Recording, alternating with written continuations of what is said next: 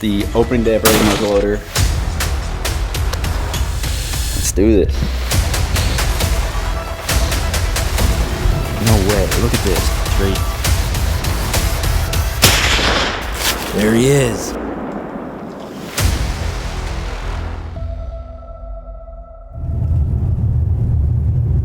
Sunday, October 8th. Went around to check cameras today, pretty disappointed. Some of these deer that have disappeared for a while, and I'm just under the impression that they're dead from EHD. And I just keep having some sort of slight hope some of them will show back up, and it's not the case. There are a couple mature bucks that are still around. Dozer, and then there's a 10-point that we have some history with. The 10-point 6-year-old, but he's just tough because he's pretty nocturnal. And then there's the Tootsie Roll buck. I think he's still around, but he's more infrequent. We'll see what happens. We're about a week out from the early muzzleloader season, and we're gonna make sure everything's ready to go. So this field right here, this is the field where I think that 10-point stages. There's a really nice south-facing slope bedding area right over here. And that's where I found one of his sheds last year. And I think that's where he beds. And then he'll eventually make his way out to these food sources at night. So what I'm doing right now, I'm gonna put a 360 camera up.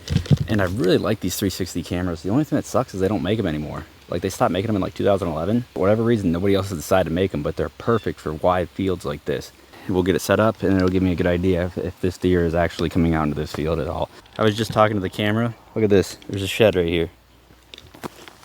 First shed of 2024. Huh, that's funny. We'll get the camera up and let that do all the work this week while I'm out working. This is gonna be good. So now what I'm gonna do, walk around this field edge, pick out a couple trees, because based on that intel that provides, I might come back in next week and do a hang and bang. And the last thing I want to do is be trying to find the right tree that day. So I'll pick out a couple trees for specific winds. That way I know exactly what tree to come to, and I don't drop my scent all around the field edge the day that I want to come hunt him. Alright, I just got everything settled in. It was actually perfect because right when I got in the blind, it started to rain. The wind's blowing out the east today, which is a great wind. I love hunting east winds. Typically when we have an east wind, it's because there's a pressure change. It seems like that's when deer are on their feet the most. Hoping to get a chance at the buck I call Dozer. With a lot of the deer that have died from EHD, like Splits and Hazard, Dozer's the only mature buck that's really left in this area. Easton and I did hunt this field the first day of the youth season. Easton had a chance at Dozer, and we decided to pass him up because it was his last youth season, and we didn't know what bucks would make it through. And it actually ended up being a really good decision because he got a shot at the biggest buck I've ever seen on the hoof the next night. But besides the fact we're out here for early muzzleloader, there's a mature buck on this farm. We've been plagued with EHD. I do have a buck to hunt. With how the conditions are lining up for this evening, it's definitely formulating to be a really good evening hunt. And I'm excited to see what happens.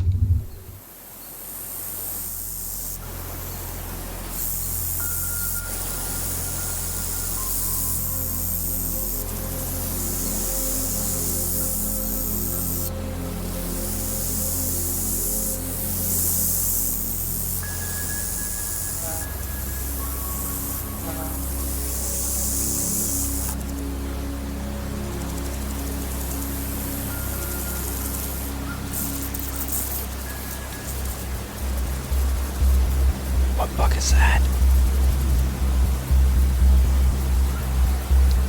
Clean 10, but it's not Dozer. I'm almost positive that's Raptor. If it is, this is the first time I've seen him this year. I haven't even got him on camera yet. He's definitely put on some inches from last year. I thought he was 3 last year. He's gonna get a pass. I sure hope I don't regret that.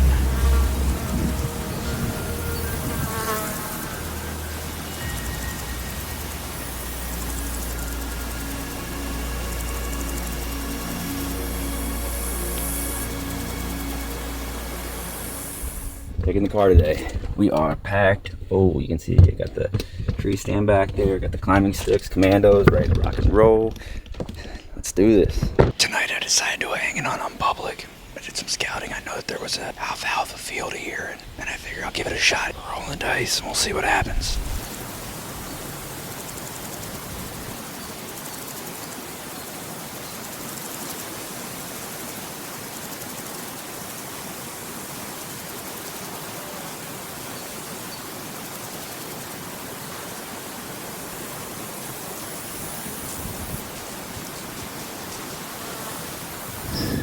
wind shifted on me. It didn't take long for these deer to figure it out. It's about 8 o'clock now. It's been an absolutely beautiful morning. Tried to get aggressive and catch them coming back to bed. And right before the break of light, I thought I heard 2 bucks hitting their antlers together. Didn't see anything, and mornings are really tough this time of year, but I tell you what, this is one that felt really good. I'm glad I came out. You don't have to see deer to have a good sit. I was just checking cameras here on my way back out from this field. And this just goes to show how hard EHD has been this year. There's another buck dead just right here. Just dead right here off that creek. I'm telling you, it has me worried that a couple of these other bucks that I haven't gotten in pictures with in the last week or week and a half are dead. What a tough year. Look at how young he is. I mean, gosh. 4th evening out for the early muzzleloader season. Did a hanging on tonight. And I'm set up on a ridge. It's got a lot of oaks, a lot of acorns this year, and I think that's why camera's inactivity has seemed slow on some of the primary food sources. Got a southwest wind. I've set up on the north side of this ridge. I'm gonna countermise when I wind down to the north in hopes that deer come up from the south. They cruise along the top of this edge. We're giving it a shot here on a permission piece that I had like 1 or 2 decent bucks in the summer. Tonight we're trying the Oak Ridge. Remember what they say, it happens when you least expect it, so we'll see.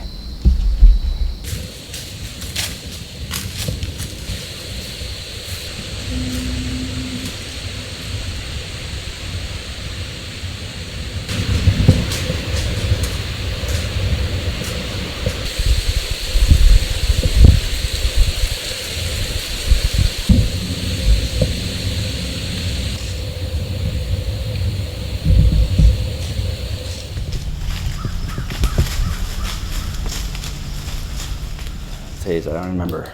We were in the middle of the week. It's hump day. And I'm gonna go out for the evening sit tonight. Looks pretty good. You can see outside.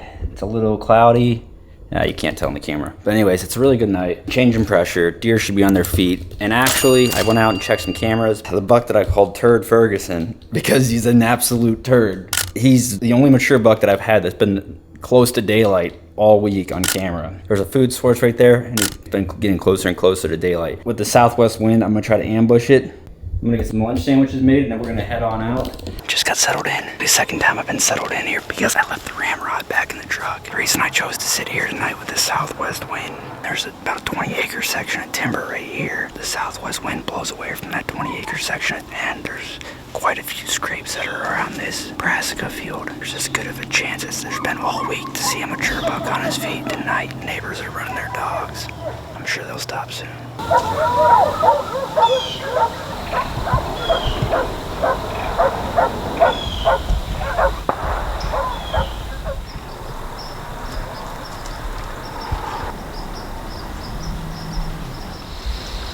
That's that little buck that has an antler growing in a really funky way. I don't know if he heard it when he was in velvet. It's weird. It's like it grows straight into his face.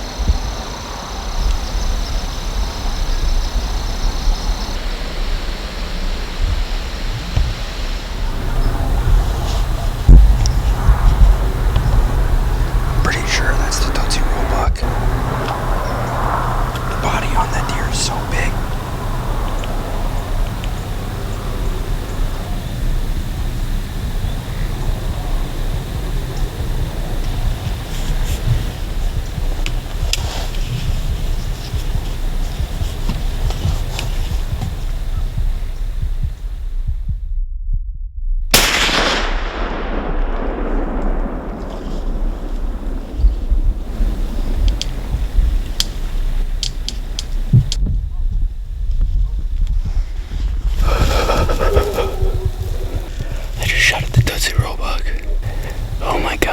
Shaking so bad.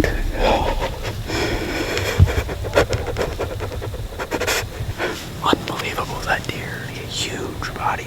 He was hitting that scraping and you could hear him grunting. There's some younger deer that have framed that same size, so I really wanted to make sure it was him, but it took me a while because it's right here at last light. I had to rush that because there's these trees right here to my left, and that was my last chance. I really hope I got him. Heading back now to go get some better lights. My headlamp's just not gonna cut it. So I got good news and bad news. On my way back home here to get more lights. Cell camera showed that Tootsie Roll Buck's still alive. Good news is that he's not wounded. Bad news is it's a miss. You know, rushed that shot. So I feel pretty good about knowing that he's alive and not wounded because I felt like I didn't take my time and I really should have.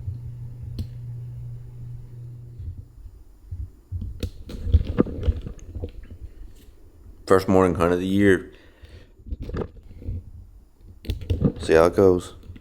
I'm gonna go set up on a stand after I got hung. Not much thought put into this other than just gonna see if deer moving back through, coming off food source, going through the, you know, they're gonna be working their way back to a bedding area. I'm hoping we'll be at the right place at the right time. Give it a shot.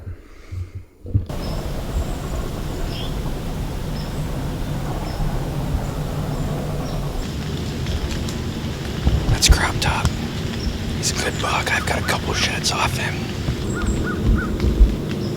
I'll probably end up regretting this, but I'm gonna let him go.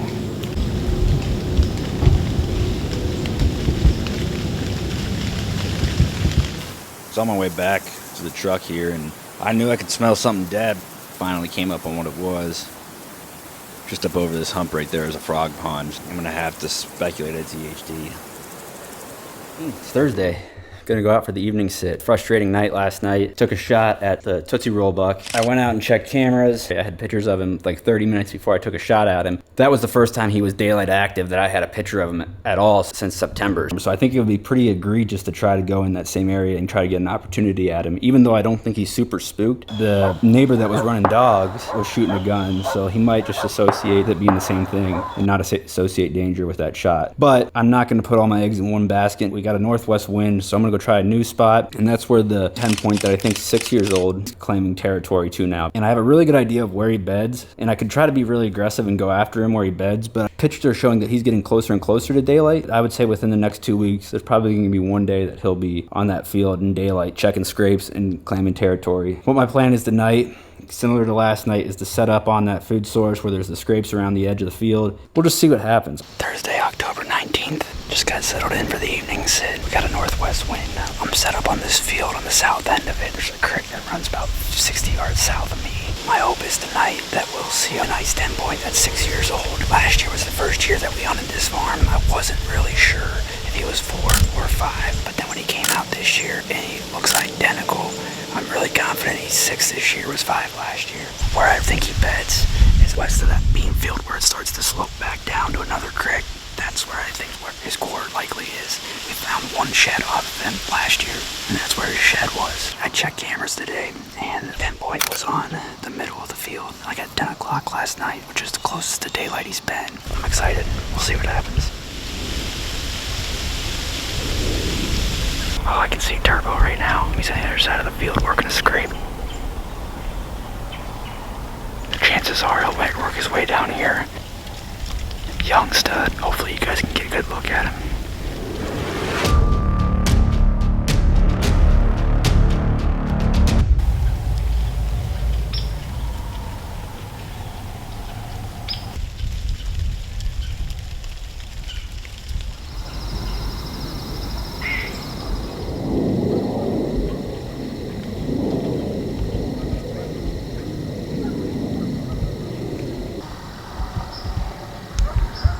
There he is. Switchbrow 10's up in the beans right now. Maybe we'll get lucky and he'll make his way down here before the end of shooting light.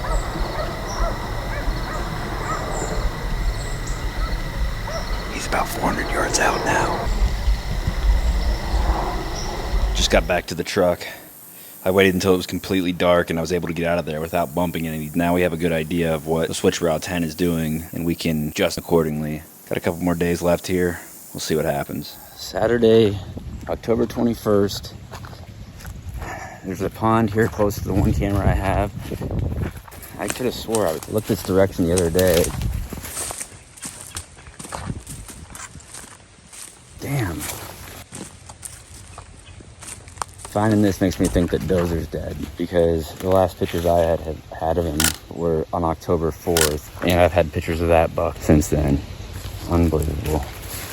Here we go, guys. I'm gonna do a hanging hunt close to where I saw that buck the other night and hope that he does the same thing tonight. He probably won't do it to last light if he does it because the The winds are pretty high, and they're not going to die down until last light. October 21st, tonight with this northwest wind, I set up closer hoping you'll do the same thing before dark. But I was very meticulous about how I got down the other night so no deer spooked on the way out. This hanging on's been very strategic how I did it, where I parked, came up across this bean field. I have a good feeling that he does not bed southeast of here. This is the risk I've got to take if I want to get a chance at him in daylight. The one thing that's nice about these high winds is they really cover you up, especially when you're trying to get close to a mature buck's Penn State loss a day. I found a couple deer dead from EHD. I've got to go back to work tomorrow. We can't keep going down. Eventually, we got to go up. Hopefully, we can go back up today. All right, here we go. Last day of early muzzleloader. We got a southeast wind tonight. Pretty excited about that. Winds should be relatively low, less than 10 miles per hour all night, which is a lot lower than what they have been. Should be pretty good. Should be pretty good. The 10-point could maybe show himself in daylight tonight. We'll see.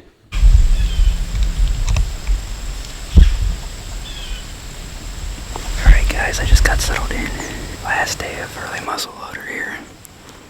Even though it's Sunday, we at work gonna be pretty swamped in this upcoming week, so I really hope that we can go into this week with some good news. I've already seen 2 deer as I was getting settled in. Had a buck come walk down across these beans and come down through this native grass and work his way out to the clover. That's what we hope the 10-point does.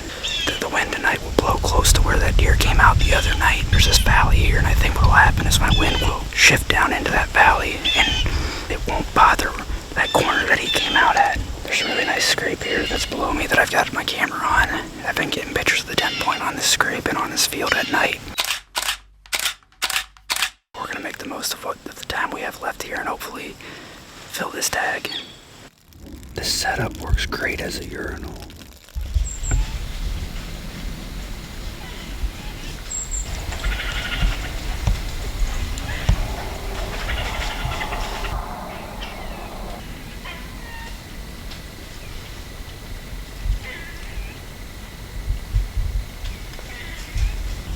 I just saw a buck cross the road up there.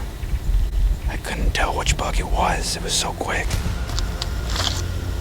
That's him.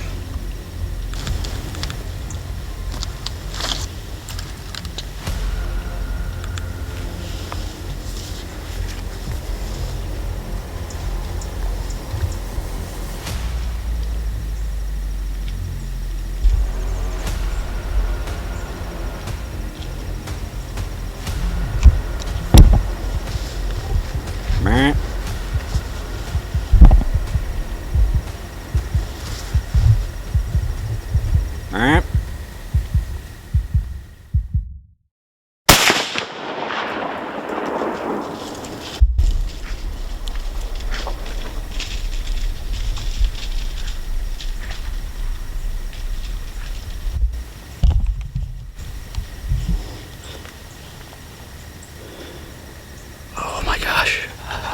Oh gosh. That was the 10.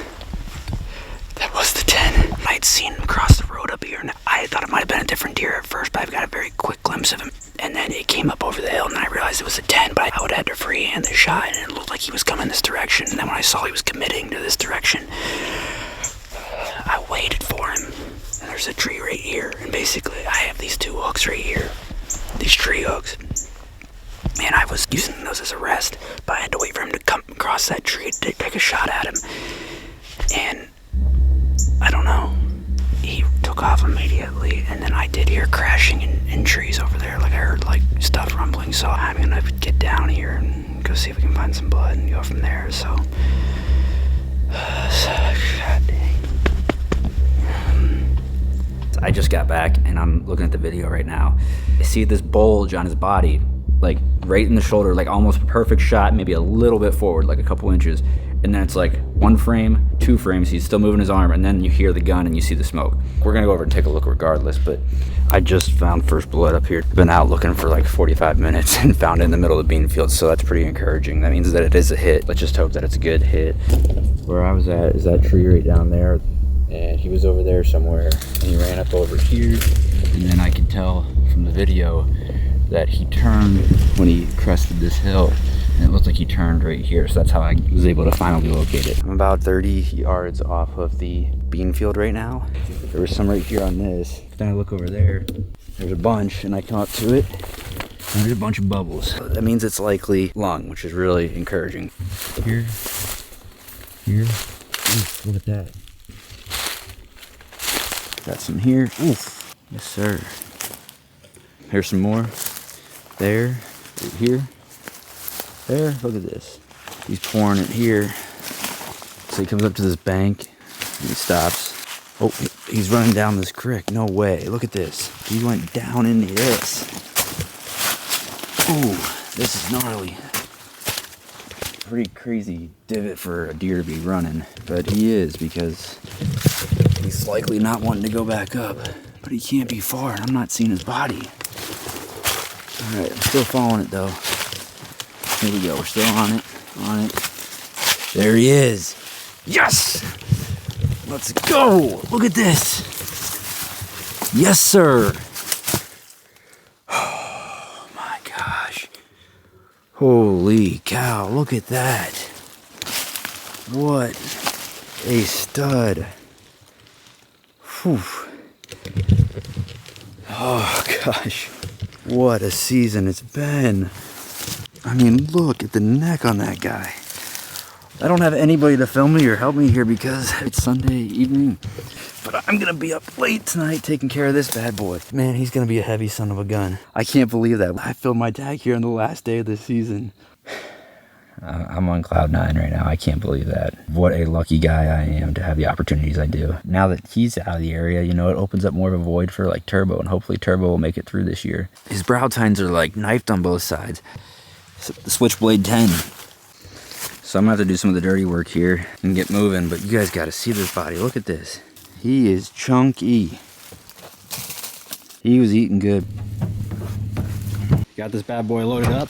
Learned to take some photos by myself, but I just want to say thank you guys so much for watching. I hope you enjoyed this video, and if you did, make sure to subscribe. I'm sure by the time I post this video, I'll have the Cat Track Commando Climbing Sticks released. Check them out. They're the lightest in the industry by far. Anyways, thank you guys so much for watching. Stay tuned.